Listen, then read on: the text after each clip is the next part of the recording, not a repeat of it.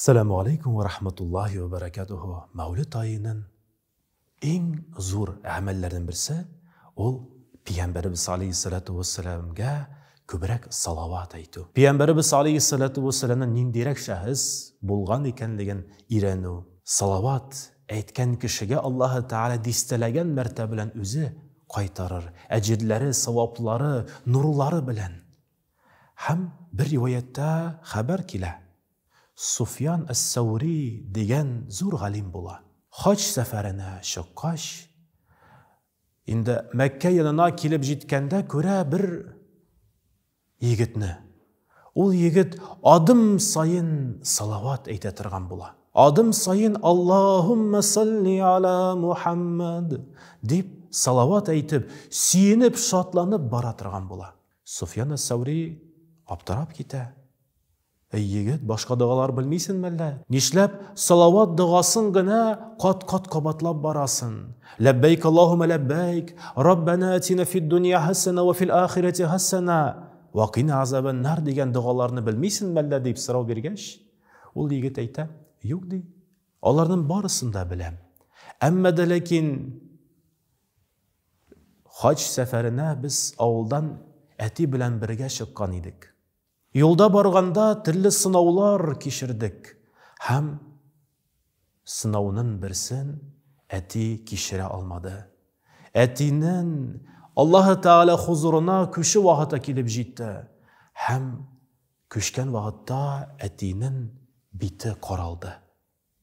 Axirat dunyosina ketganda, joni tanidan chiqqanda yuzi qoralib, qo'rquv holida qotdi. Ham shu qo'rquv holatin ko'rgach, men esga tushirdim Peygamberimiz alayhissalatu vesselamning hadisin, nasihatin. Shunda Peygamberimiz ayta, so'nggi mezgillarning holatini qarab, siz ayta olasiz, kishi jannatga lagashakmi yoki jahannamga lagashakmi ekanligini. Shu sifatlarga qarab, men angladim, atining jahannam yo'lini uzata turgan farishta qarshi oldi ekanligini. Hem bir shilib jilay boshladim. Uzoq ettirib yulab, bir mezgilda men yiqilib ketam. Yiqilib ketib, ko'ram bizning yonimizga motor, oppoq, aru kiyimlarda yilmayib bir kishi kela. Sen kim deb so'rov beram. Ol men Muhammad alayhissalatu vesselam. Alloh taolaning elchisi deb javob qaytara. Ham ati yanına kelib, o'ng qo'lin aning yuzi yanında qo'yib duo o'qiy. Ham bitin qoplagan yovliq bor edi. Shu yovliqni olib qo'ygach, men ko'ram atining yuzin yilmaygan kelish, nurlangan kelish, siyinu holatida. Narsa bo'ldi? Nishik aning yuzi o'zgardisin deb, ne sababli deb so'rov bergach, Muhammad alayhissalatu vesselam ayta, atining gunohlari, xatolari da bo'lgan, izgi amallari da bo'lgan. Ammo lekin izgiliklarining eng yaratgan ham siyinib o'qigan duolarning birisi ol salavat duosi edi. Shin ko'ngli bilan yaratib, shin ko'ngli bilan ol salavat duosin qabatli edi.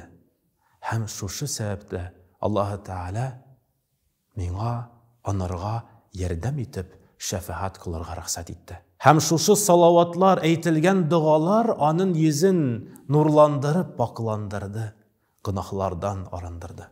Şu yigit Sufyan as-Savriga javob qaytara.